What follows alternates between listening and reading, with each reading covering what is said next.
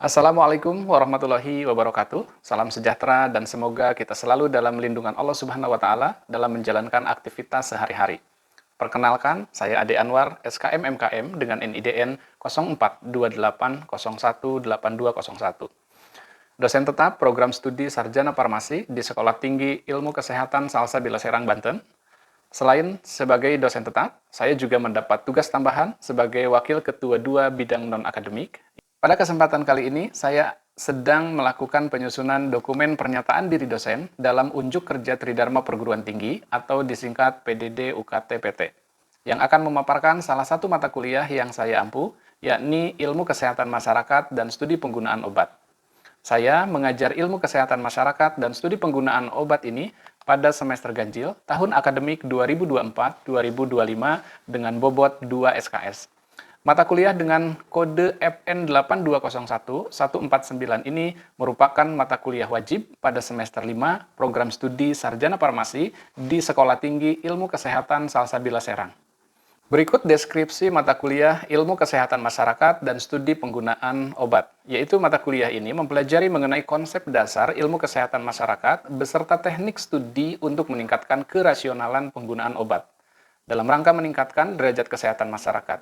Selain itu, mata kuliah ini mempelajari konsep dasar ilmu kesehatan masyarakat untuk farmasi dan studi penggunaan obat pada populasi manusia yang luas dengan menggunakan prinsip-prinsip epidemiologi dan ilmu kesehatan masyarakat. Perkuliahan Ilmu Kesehatan Masyarakat dan Studi Penggunaan Obat ini diselenggarakan dengan pendekatan blended learning, yaitu suatu model pembelajaran yang mengkombinasikan strategi pembelajaran tradisional di kelas secara tatap muka langsung dengan pembelajaran berbasis online atau e-learning yang memanfaatkan teknologi informasi dan komunikasi atau TIK di kelas. Platform e-learning yang digunakan di Stikes Salsabila Serang adalah melalui siakat.stikessalsabila.ac.id. Untuk kegiatan perkuliahan, modul atau menu yang dapat digunakan oleh mahasiswa dan dosen adalah modul atau menu Edlink.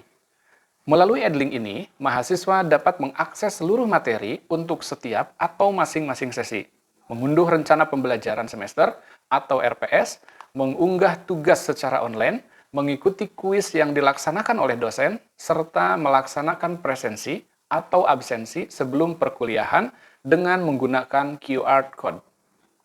Sementara, studi kasus, presentasi, dan diskusi dilaksanakan secara tatap muka langsung di kelas.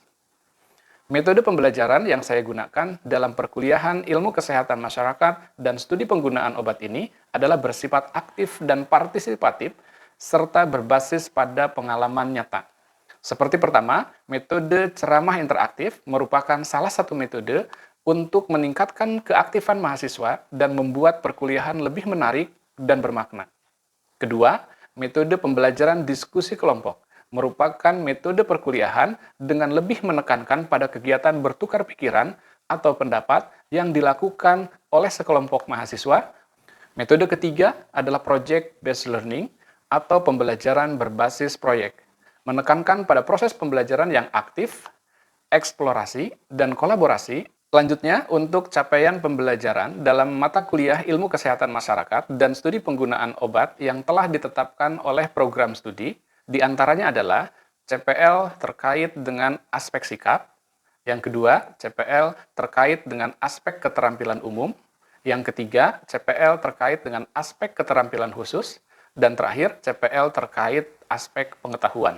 Untuk dapat mewujudkan capaian pembelajaran atau CPL tersebut, disusun capaian pembelajaran mata kuliah dan materi atau bahan kajian, yakni selanjutnya, media pembelajaran dalam perkuliahan Ilmu Kesehatan Masyarakat dan Studi Penggunaan Obat ini adalah, pertama, modul atau RPS yang dapat diunduh dari e-learning Stikes Salsabila Serang, dua, PowerPoint, handout, studi kasus, dan artikel ilmiah.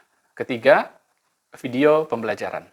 Evaluasi atau penilaian dalam mata kuliah Ilmu Kesehatan Masyarakat dan Studi Penggunaan Obat ini dilakukan secara objektif, seperti ketepatan dan penguasaan materi, partisipasi aktif, serta kemampuan analisis studi kasus. Selanjutnya, dalam melaksanakan penilaian, saya menggunakan rubrik penilaian yang jelas dan terukur, di mana rubrik ini sudah dicantumkan dalam pembelajaran semester atau RPS. Terkait dengan hasil evaluasi, baik hasil evaluasi penugasan, kuis, serta ujian, saya sampaikan kembali kepada mahasiswa melalui akun Siakad atau Edling masing-masing. Hal ini saya lakukan sebagai bagian dari proses umpan balik dalam rangka terus meningkatkan kualitas pembelajaran. Evaluasi atau penilaian mata kuliah ilmu kesehatan masyarakat dan studi penggunaan obat ini mencakup 4 komponen utama. Baik, untuk tahap berikutnya, mari kita simak video pembelajaran mata kuliah ilmu kesehatan masyarakat dan studi penggunaan obat. Oke, bismillahirrahmanirrahim. Assalamualaikum warahmatullahi wabarakatuh. Waalaikumsalam warahmatullahi wabarakatuh. Baik, apa kabar semuanya? Alhamdulillah. Sehat ya? Sebelum kita mulai di sesi 5 ini, kita berdoa terlebih dahulu menurut agama dan kepercayaannya masing-masing. Berdoa dimulai.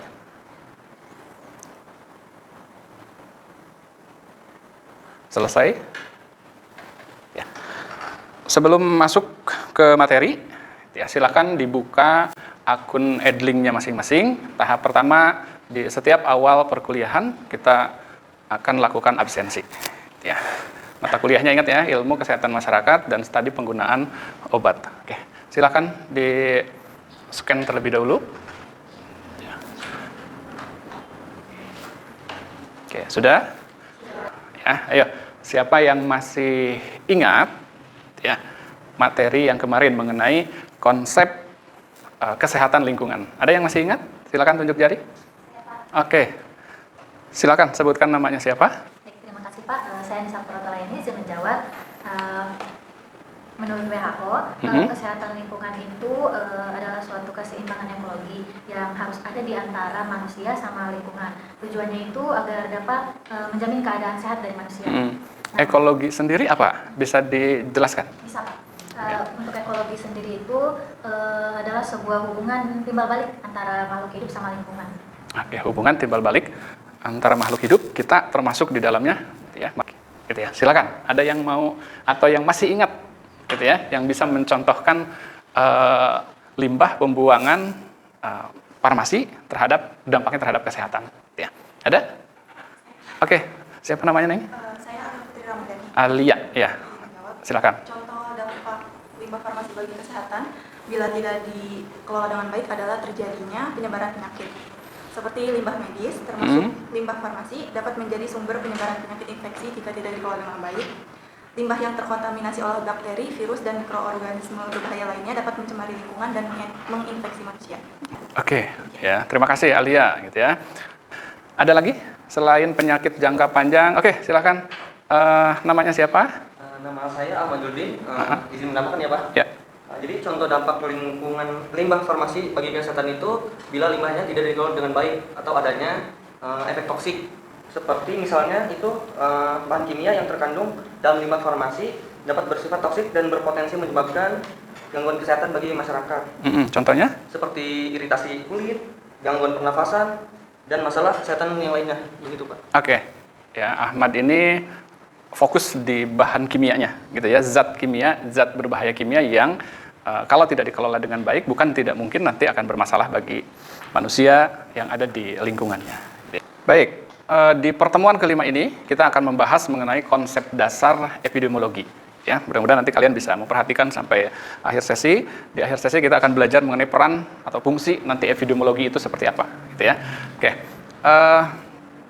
materi epidemiologi ini, ya, ini kalau di rencana pembelajaran semester ini masuk ke CPMK 2. Gitu ya. Di sana targetnya atau tujuannya adalah mampu memahami tentang epidemiologi. Kemudian nanti ada sub CPMK lagi, itu masuk di CPMK 3 dan 4 gitu ya. Di CPMK 3 dan 4 ini mudah-mudahan tidak hanya ke definisi saja epidemiologinya, tapi lebih ke jenis-jenis epidemiologi dipahami nanti sampai ke kejadian luar biasa gitu ya. Oke. Yang pertama kita akan bahas terlebih dahulu mengenai definisi atau pengertian epidemiologi itu apa. Ya. Nah, ini kita bisa ditinjau dari beberapa aspek, bahwa dalam aspek akademik, gitu ya, epidemiologi ini adalah tidak lain sebagai analisis data kesehatan, ya. Kemudian data sosial, data ekonomi, ya. Sosial ekonomi ini juga, gitu, sepertinya bukan ranahnya di kesehatan, gitu ya. Akan tetapi justru itu ada korelasinya dengan kejadian-kejadian kesehatan. Nah, aspek yang kedua, gitu ya, ini dalam hal aspek praktis, bahwa konsep epidemiologi ini adalah ilmu atau upaya dalam hal pencegahan penyakit. Gitu ya. Kenapa bisa kita mencegah penyakit? Karena di epidemiologi ini nanti belajar bagaimana ada 3 item gitu ya. Di awal ada distribusi, ada frekuensi, kemudian ada determinan. Ya, suatu penyakit atau masalah kesehatan yang terjadi di masyarakat. Kemudian ditinjau dari aspek klinis, ini adalah sebagai upaya deteksi dini, insidensi, dan prevalen. Ya, harus dipahami. Gitu ya. Nanti kalian bisa browsing lebih dalam lagi mengenai insidensi. Gitu ya. Insidensi ini, gitu ya, itu adalah kasus baru. Gitu ya, kasus baru penyakit-penyakit yang ada di sarana pelayanan kesehatan. Gitu ya. Berbeda dengan prevalensi. Prevalensi ini kasus baru ditambah dengan kasus yang lama, gitu ya, itu namanya prevalensi. Itu yang 2 hal itu yang kata kunci itu yang bisa membedakan antara insidensi dan prevalensi. Aspek yang keempat, aspek administratif, bahwa konsep epidemiologi ini sebagai status kesehatan masyarakat suatu wilayah atau suatu negara.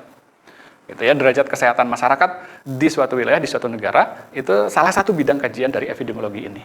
Kemudian, ini definisi epidemiologi. Ya, jadi epidemiologi ini adalah ilmu yang mempelajari distribusi. Ya. Distribusi itu apa, Pak? Distribusi itu penyebaran masalah kesehatan. Jadi bagaimana proses menularnya dari orang satu ke yang lainnya, gitu ya. Dari vektor, dari binatang ke manusia, seperti itu. Gitu ya. Itu contoh penyebarannya. Kemudian berbicara juga masalah frekuensi. Frekuensi itu adalah besarnya masalah kesehatan. Angka. Tadi di aspek yang pertama bicaranya adalah bicara tentang analisis data, gitu ya. Maka di epidemiologi, gitu ya, ini juga belajar mengenai frekuensi, yaitu besarnya masalah kesehatan. Dan yang ketiga, di epidemiologi ini ada determinan. Determinan itu faktor yang menyebabkan atau faktor yang mempengaruhi terjadinya masalah kesehatan. Gitu ya. Bisa secara kimia tadi, gitu ya, atau biologis mungkin seperti itu, gitu ya, agentnya, gitu ya, faktor penyebabnya. Gitu ya. Nanti dikajinya ke sana. Gitu ya. Sengaja Bapak cetak tebal di sini agar kalian lebih ingat gitu, bahwa definisi epidemiologi itu kata kuncinya ada 3 item ini. Ada distribusi, ada frekuensi, ada determinan. Gitu ya. Yang diingat adalah distribusi, penyebaran, frekuensi bicara masalah angka, kejadiannya, gitu ya. Kemudian determinan apa faktor yang menyebabkan. Gitu ya. Yang menyebabkannya adalah masalah kesehatan itu. Masalah kesehatan yang ada di mana? Gitu ya. Masalah kesehatan yang terjadi pada sekelompok penduduk atau masyarakat dan bagaimana penerapannya untuk mengendalikan. Jadi kita tahu tentang distribusinya, kita tahu tentang frekuensinya, kita tahu tentang determinan ini, ya, tidak hanya sekedar tahu saja, tapi itu harus menjadi bagian dalam pengendalian masalah kesehatan. Gitu ya. Jadi Kesmas ini, epidemiologi ini, gitu ya, bagaimana caranya untuk mencegah, gitu ya, mencegah terjadinya penyakit. Kalau ada yang ditanyakan, dicatat dulu ya, catat dulu. Nanti di akhir sesi kita ada diskusi. Oke, itu tadi definisi epidemiologi. Ya, kalau dilihat dari asal usul kata, ya, epidemiologi ini ada 3 suku kata yang mendasari. Yang pertama adalah epi. Epi ini diterjemahkan atas atau ada beberapa terjemahan juga pada, gitu ya. Ada terjemahan juga tentang, gitu ya, epi ini. Kemudian demos. Ya, kalau di sini demio ya, demio, demos itu penduduk. Kalau logi apa? Logi, logos atau ilmu, gitu ya. Jadi epidemiologi ini adalah ilmu yang mempelajari segala sesuatu yang menimpa penduduk, gitu ya. Apa Pak yang menimpa penduduk? Banyak yang menimpa penduduk. Bencana juga termasuk di dalamnya, gitu ya. Karena kita ada di bidang kesehatan, epidemiologi ini bagian dari kesehatan masyarakat, maka yang dimaksud yang menimpa penduduk adalah terkait dengan masalah kesehatan. Oke, ini ruang lingkupnya. Setidaknya ada 3, gitu ya. Bapak kerucutan menjadi 3. Yang pertama adalah subjek dan objeknya adalah masalah kesehatan. Gitu ya. Bukan masalah akuntansi, bukan masalah keuangan. Gitu ya. Lebih fokus itu ada di masalah kesehatan. Ya. Yang kedua, masalah kesehatan pada kelompok populasi manusia. Ya, jadi tidak hanya berbicara individu. Kalau tadi dokter, perawat, seperti itu kan, ketemunya dengan individu per individu. Mengobatinya, prosesnya adalah ketemu dengan pasiennya satu persatu. Gitu ya. Tapi konsep kesehatan masyarakat, konsep epidemiologi ini harus berfokus pada sekelompok populasi atau manusia. Lebih ke penduduk, lebih ke masyarakat. Gitu ya, jadi lebih luas lagi. Karena tadi orientasinya adalah ke pencegahan, bukan ke kuratif atau pengobatan. Jadi harus semuanya nanti dirangkul seperti itu. Yang ketiga, ruang lingkupnya adalah berbicara masalah frekuensi. Gitu ya, data, angka, analisis tadi di slide yang pertama seperti itu. Gitu ya. Ruang lingkupnya berbicara masalah itu. Angka kejadian, tadi insiden, prevalen seperti itu. Gitu ya. Itu ruang lingkup epidemiologi. Kemudian perkembangan epidemiologi. Gitu ya. Jadi epidemiologi ini berkembang menjadi beberapa sub epidemiologi lagi. Gitu ya. Yang pertama ada epidemiologi penyakit menular yang fokus ya berbicara masalah distribusi, masalah frekuensi, masalah determinalnya adalah penyakit-penyakit yang menular. Gitu ya. Kemudian ada penyakit tidak menular. Ya, ini kebalikannya. Gitu ya. Tadi mencontohkan kesehatan lingkungan hubungannya kalau tidak dikelola dengan baik ada penyakit infeksius, ada penyakit degeneratif. Yang infeksius lebih ke di sini, yang menular. Kalau yang degeneratif ini lebih penyakit yang tidak menular. Tadi dicontohkan kan ginjal, gitu ya. Itu kan tidak menular, gitu ya. Karena pola hidup, karena gaya hidup seperti itu, atau mungkin karena genetik, gitu ya. Seperti itu maka nanti masuknya ke penyakit yang tidak menular. Oke, yang ketiga epidemiologi klinik. Ya, ini terkait gitu ya, terkait dengan pelayanan yang ada di rumah sakit. Kemudian ada epidemiologi kependudukan, ya, berbicara masalah data-data kependudukan. Kemudian yang kelima adalah epidemiologi pengelolaan pelayanan kesehatan. Gitu ya. Yang keenam ada epidemiologi lingkungan. Ya, tadi di pertemuan sebelumnya fokus di kesehatan lingkungan, ternyata dalam perkembangannya EVID ini juga membahas tentang lingkungan. Ya, ada epidemiologi kesehatan kerja. Ya, yang difokuskan di sini adalah kesehatannya. Ya. Jadi beberapa industri sekarang itu investasinya tidak dalam bentuk barang, dalam bentuk uang saja. Tapi investasi sudah bergeser ke kesehatan. Bagaimana tidak kalau misalkan ada karyawan, ada pekerjanya yang tidak masuk karena sakit, gitu ya, karena kelelahan, atau karena terpapar suatu penyakit, kecelakaan di perjalanan pulang dari tempat kerja ke rumah, atau sebaliknya, mau berangkat kerja, seperti itu. Gitu ya. Kalau tidak diperhatikan, produktivitas nanti akan menurun dengan sakitnya karyawan tersebut, gitu ya. Maka beberapa industri sudah mulai memandang kesehatan ini sebagai investasi. Ya. Kemudian ada epidemiologi kesehatan jiwa. Ya, ini juga sama, manajemen stresnya harus diatur. Jadi begitupun dengan mahasiswa kan seperti itu. Dari dosen yang satu ada tugas, dosen yang satunya lagi ada tugas. Ya, numpuk tugas semua. Ya, kalau manajemen stresnya tidak dikelola dengan baik, tidak menutup kemungkinan kalian akan lelah dengan sendirinya. Ya. Oke. 9 ada epidemiologi gizi. Ya, fokus terhadap gizi masyarakat. Ya. Masyarakat luas nanti di sini. Ya, ada fokus yang ke masyarakatnya kelompok usia balita misalkan, ya, anak-anak sekolah. Ya. Kemudian ada lansia mungkin seperti itu. Atau yang terkena penyakit-penyakit tertentu. Ya. Sekarang kebijakan pemerintah ada MBG ya. Ada MBG makan gratis seperti itu gitu ya untuk pemenuhan salah satunya gizi anak sekolah seperti itu ya. Oke, yang 10 adalah epidemiologi perilaku. Ini juga menjadi bahan kajian di epidemiologi karena perilaku ini salah satu dari 4 yang mempengaruhi derajat kesehatan. Jadi derajat kesehatan ini tidak serta-merta naik, bagus, rendah gitu ya, cukup seperti itu, tapi ada indikatornya. Harus melihat salah satunya adalah perilaku. Jadi perilaku masyarakatnya, perilaku warganya harus sesuai dengan norma-norma kesehatan. Ya, oke, yang ke-11 ada epidemiologi genetik. Ya, ada epidemiologi genetik. Ini cenderung lebih ke penyakit yang tidak menular di sini. Ya, hampir ada korelasinya seperti itu, tapi mungkin lebih fokus ke genetiknya. Ya. Kemudian, ini sengaja ya dikasih beda warnanya, gitu, karena kita ada di sini. Ya, bidang kajian epidemiologi ada namanya farmakoepidemiologi. Ya.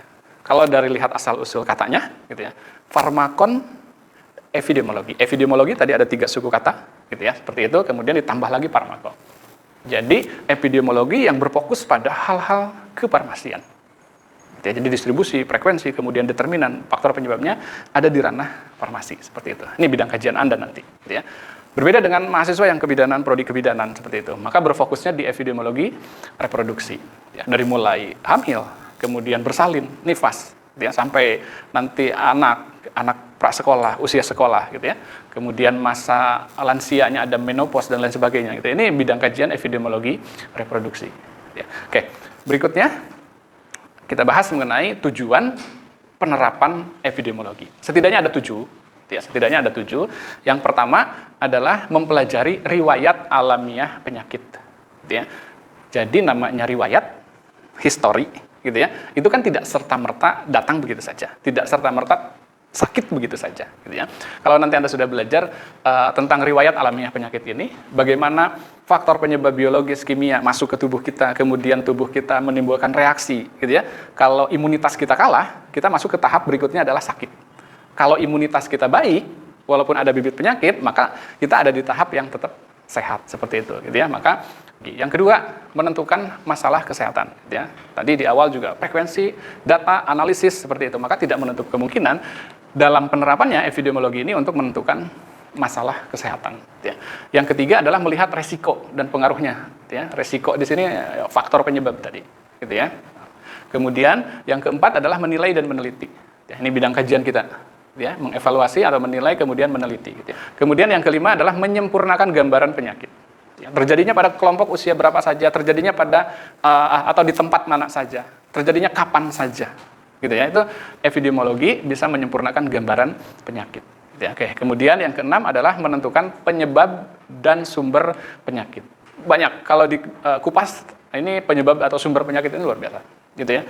Ada kimia, ada biologis tadi, gitu ya. Dari biologis ada apa saja, gitu. Kemudian dari unsur kimia apa saja. Juga akan banyak seperti itu. Kemudian yang terakhir, tujuan dari penerapan epidemiologi ini adalah identifikasi sindrom, identifikasi gejala yang mungkin timbul dari sumber penyakit, bibit penyakit ini.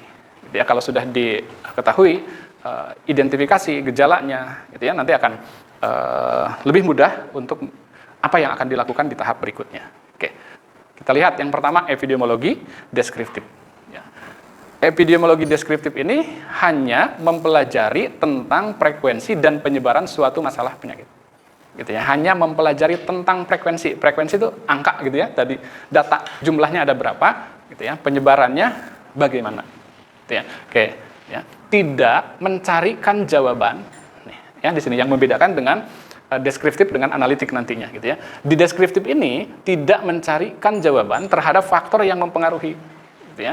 Terjadinya masalah kesehatan sini sudah gitu, hanya menggambarkan angkanya berapa, gitu, kejadiannya di mana, gitu ya, waktunya kapan, udah selesai. Gitu. Deskriptif seperti itu, gitu ya. Jadi tidak mencarikan jawaban terhadap faktor yang mempengaruhinya. Ini kenapa bisa sampai terjadi seperti ini, gitu ya. Jadi di deskriptif itu tidak bicara seperti itu, gitu ya, tapi hanya menyajikan data saja. Gitu ya. Berbeda dengan yang di analitik nanti, gitu ya. Kalau analitik itu ini sudah dikaji. Ya, kenapa gitu, why, kenapa itu terjadi gitu ya. Tapi kalau di deskriptif ini fokusnya di sini, gitu ya, kapan terjadinya, gitu ya, waktunya kapan, ya. Kemudian where ini di mana, ya, kejadiannya di lokasi di wilayah mana, gitu ya, karena ada spesifik nanti, gitu ya, satu wilayah dengan wilayah yang lain distribusi atau kejadian masalah kesehatannya berbeda.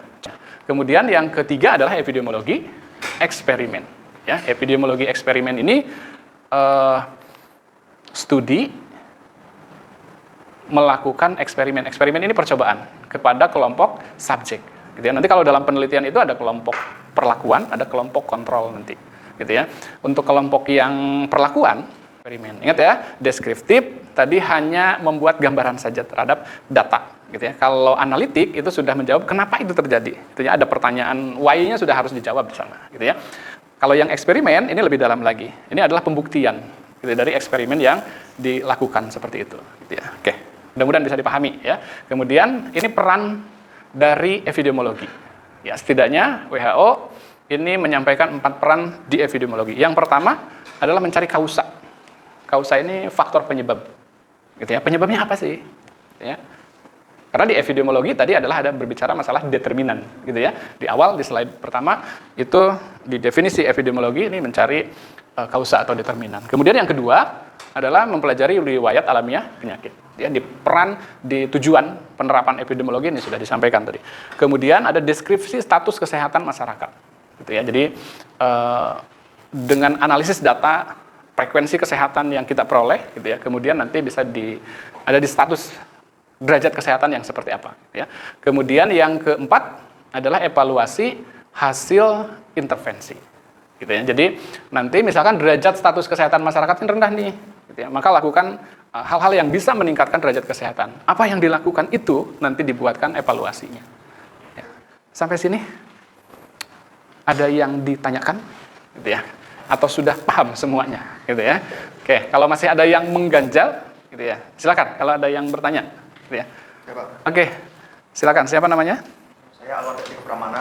Alwan. Izin bertanya, Pak. Ya. Terkait dengan perkembangan epidemiologi, bahwa epidemiologi berkembang menjadi beberapa kajian atau bagian. Yang ingin saya tanyakan, Pak, apakah perbedaan epidemiologi klinik dan epidemiologi pelayanan kesehatan? Terima kasih, Pak. yang ditanyakan Alwan tadi, apa sih yang bedanya gitu ya? Kok agak mirip sama gitu ya? Di klinik ini berbicara masalah kesehatan, ini juga sama gitu ya. Nah, yang harus diingat, yang harus dipahami di klinik ini berbicara masalah pelayanan yang dirasakan oleh pasien. Gitu ya, yang dirasakan oleh pasien. Tentang kepuasannya itu gitu ya. Nanti ada instalasi farmasi misalkan di rumah sakit seperti itu. Kemudian nanti kita teliti, kita kaji bagaimana kepuasan pasien terhadap pelayanan di instalasi farmasi gitu ya. Ini berbicara masalah klinik seperti itu gitu ya. Kemudian kepuasan di bidang lain gitu ya juga sama. Itu epidemiologi klinik gitu ya. Tapi kalau epidemiologi pengelolaan pelayanan kesehatan bicaranya tidak pasien gitu ya. Berbeda dengan pengelolaan pelayanan kesehatan. Bicaranya adalah tentang kebijakannya. Gitu ya. Berbicaranya tentang peraturan, kebijakan gitu ya. Perundang-undangan gitu di bidang kesehatan. Bisa dipahami ya? Oke, ada lagi yang ditanyakan? Cukup? Oke, kalau cukup, ini Bapak sampaikan tugas. Ya, tugas ini nanti dibuatnya secara kelompok, gitu ya. Nanti satu kelas ini nanti dibagi menjadi 7 kelompok kalau tidak salah Bapak buat, gitu ya. 7 kelompok. Nanti tinggal lihat saja, gitu ya. Tugasnya adalah membuat karya tulis ilmiah dalam bentuk makalah, ya. Tapi makalahnya nanti harus sesuai dengan pedoman penulisan skripsi, gitu ya. Jadi tidak asal buat makalah. Nanti harus lihat pedoman skripsinya, harus baca dulu, walaupun kalian masih di semester 5, gitu ya. Nanti harus sudah bisa, pasti punya kenalan kakak tingkat, gitu ya. Punya kenalan kakak tingkat, atau nanti ke perpustakaan silakan. Ada skripsi-skripsi mahasiswa alumni di sana, gitu ya. Bisa dibaca di sana, apa saja yang ada di sana, gitu ya. Kemudian, ini dikumpulkan melalui akun Edling masing-masing, gitu ya. Perhatikan batas submitnya, karena kalau terlambat nanti tidak bisa upload tugas, walaupun hanya 1 detik, 1 menit gitu ya, tombol kirimnya, tombol submitnya sudah nggak bisa ya, kalau sudah berbicara sistem seperti itu gitu ya. Jadi mengumpulkannya tidak di print out kemudian disimpan di ruang kerja Bapak, tapi cukup diupload ke Edling gitu ya, cukup diupload ke Edling. Kemudian makalah yang disusun ini nanti akan dipresentasikan di pertemuan 9 ya. Sekarang pertemuan ke-5, masih ada 6, 7, 8-nya adalah ujian tengah semester. Nanti setelah UTS harus sudah siap makalahnya, harus sudah siap nanti untuk bahan untuk presentasinya, gitu ya. Ini pembagian kelompok dan topik, kemudian tujuannya, gitu ya. Jadi nanti untuk kelompok pertama, topik makalah atau judul makalahnya adalah tentang manajemen obat. Kemudian tadi di bab 1 kan ada tujuan, gitu ya. Maka tujuannya setidaknya ini untuk kelompok 1 berbicara masalah manajemen obat, maka ini tujuannya, gitu ya, untuk mengetahui definisi istilah-istilah terkait obat. Ya, demikian seterusnya untuk kelompok yang lain. Ada? Oke, enggak, silakan. Saya Pak, ini kan pengumpulan tugasnya melalui Edling ya Pak ya? Ya. Kemudian apakah pada saat pengumpulan itu masing-masing orang mengumpulkan apa hanya perwakilannya saja? Kemudian ini kan yang kedua itu harus dipresentasikan ya Pak, harus dibuat PowerPoint-nya. Nah itu pengumpulan PowerPoint-nya disatukan dengan makalah atau lain waktu saja pada saat presentasi? Oke, sama-sama, baik. Nanti Bapak akan setting, gitu ya. Bapak akan setting agar yang bisa kirim itu hanya ketua kelompoknya saja. Oke, bisa dipahami ya? Kemudian yang kedua terkait dengan slide presentasi. Gitu ya. Apakah di-include Pak masuk juga ke Edling seperti itu? Gitu ya. Boleh, gitu ya. Yang dikirim hanya makalahnya saja dulu. Oke, baik. Kalau tidak ada pertanyaan lagi, ya Bapak akhiri untuk pertemuan ke-5 hari ini, gitu ya. Bapak akhiri. Wassalamualaikum warahmatullahi wabarakatuh. Waalaikumsalam warahmatullahi wabarakatuh. Demikian video rekaman pembelajaran dalam mata kuliah Ilmu Kesehatan Masyarakat dan Studi Penggunaan Obat pada program studi Sarjana Farmasi Sekolah Tinggi Ilmu Kesehatan Salsabila Serang.